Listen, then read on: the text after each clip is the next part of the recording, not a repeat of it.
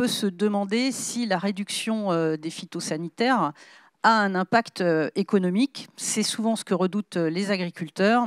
Est-ce que la réduction des phytosanitaires risque d'entraîner une baisse de mes rendements, une baisse de marge, une baisse de mes revenus ?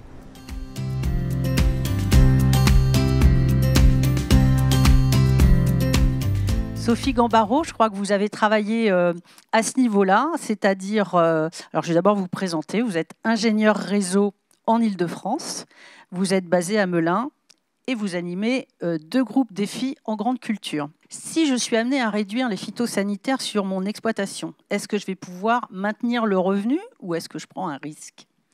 Alors effectivement, la question économique, ça a toujours été une préoccupation majeure pour les agriculteurs. Et contrairement à ce qu'on pourrait craindre, diminuer ces phytosanitaires ne veut pas dire qu'on va diminuer sa marge. Donc si je prends en compte les agriculteurs du réseau Défi Île-de-France pour lesquels nous avons des données économiques, ce sont des agriculteurs qui sont passés d'une moyenne d'IFT totaux hors traitement de semences de 4,8 pour arriver en 2020 à 3,4. Donc ça correspond à une diminution pour arriver à moins 37% de la référence régionale. Donc c'est une diminution qui n'est pas négligeable.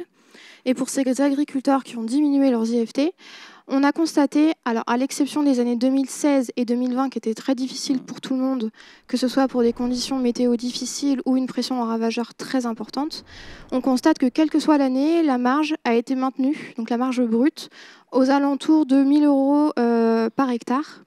Voilà, quelle que soit l'année. Donc ces agriculteurs n'ont pas diminué leur marge brute. Ce qu'on constate également, c'est que la marge brute a quand même été très dépendante des produits, donc des rendements des agriculteurs notamment.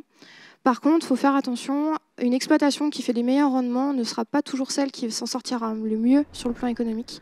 Donc c'est vraiment important de raisonner à la marge et pas au rendement. Voilà. Alors pourtant, c'est encore très répandu. On a tendance parfois à vouloir, comme on l'a fait longtemps, pousser ses rendements. Donc ce n'est pas la bonne démarche. En fait, il faut aller jusqu'à la marge, jusqu'au revenu. Voilà, exactement.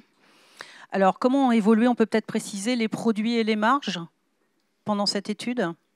Alors, effectivement, les produits ont beaucoup dépendu des conditions de l'année, comme on l'a évoqué. Par contre, ce qu'on a remarqué, c'est que les charges, donc les coûts de production des agriculteurs, ont légèrement diminué, ce qui a notamment aidé au maintien de la marge malgré des conditions un peu plus difficiles.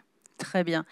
Et est-ce que l'on peut, de la même façon pour les IFT, essayer de comparer ces marges, donc dans les réseaux défis, avec la marge dans les exploitations au niveau régional ?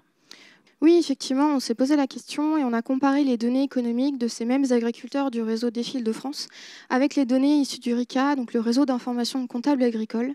Et ce qu'on a constaté, c'est que quelle que soit l'année, les produits bruts des agriculteurs du réseau Défi étaient inférieurs de 100 à 200 € par hectare par rapport aux agriculteurs de la région. Par contre, ils avaient aussi des charges beaucoup moins importantes. Ce qui fait qu'à l'exception de cette fameuse année 2016, les agriculteurs Défi avaient des marges brutes similaires, voire légèrement supérieures selon les années, à celles des agriculteurs de la région. Donc non seulement ils ont maintenu leur marge brute, mais en plus ils se situent très bien par rapport aux agriculteurs de la région. Donc, si je vous comprends bien, il faut absolument sortir du raisonnement uniquement au rendement et il faut raisonner de façon pluriannuelle et pas à l'année en fait. Exactement.